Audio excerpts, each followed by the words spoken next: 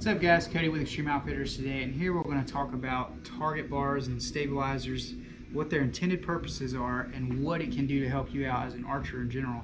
We're going to go over some quick stuff, what we got is specifically being the indoor season starting up, and 3D season's a few months out, but still it'll transition into it. So what we got right here is a typical 28 or 30 inch bar, long bar, and I'm going to actually be mounting this. This is a 14 inch bar.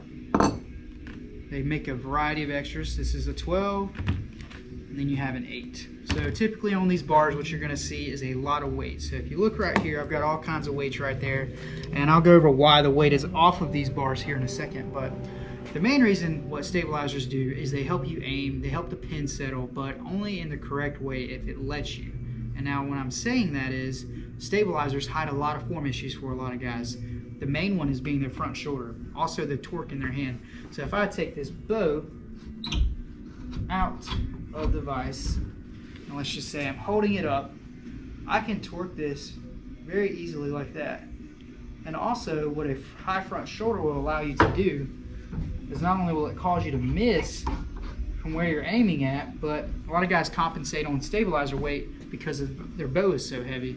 So when we're setting up a stabilizer, or when I'm setting up stabilizers, what I'll typically do is I'll have this guy put on there, and what I'll go do next is I'll actually go shoot these bars with no weights on them. And the reason why we want to shoot them with no weights is we want to make sure our draw length's good. We want to make sure we're shooting tight groups, but the actual rod itself, the angle of it, is meant to help that pin sit in the middle. So you might get some erratic. So let's just say this Allen key right here is our pin. We might get a few little figure eights like this. And if we get circles like this, this is an indication of a form issue. And this is not just something I picked up. This is actually coming from a guy named George Rouse, whose seminar I recently watched, and he had a lot of insight on why stabilizers hinder form.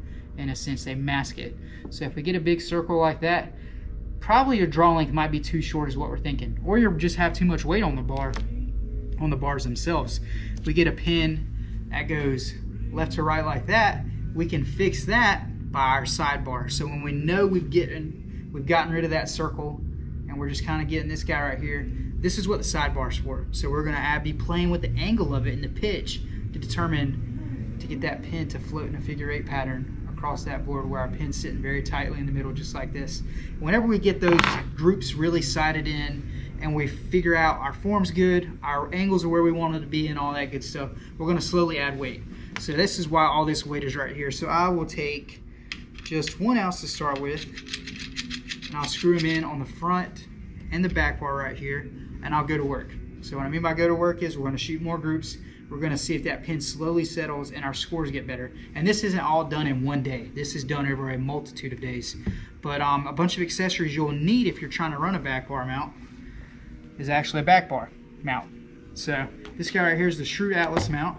There's a bunch of other accessories that you can put on the front bar, which I like. So you got a disconnect right here, and this is a 10 degree. So when we mean by a 10 degree or an 8 degree or whatnot, basically what it is how that front disconnect is angled. So if you look at this bar, it's sloped downward, and this is to actually help the center of gravity so I don't have to run as much weight on the front versus the back.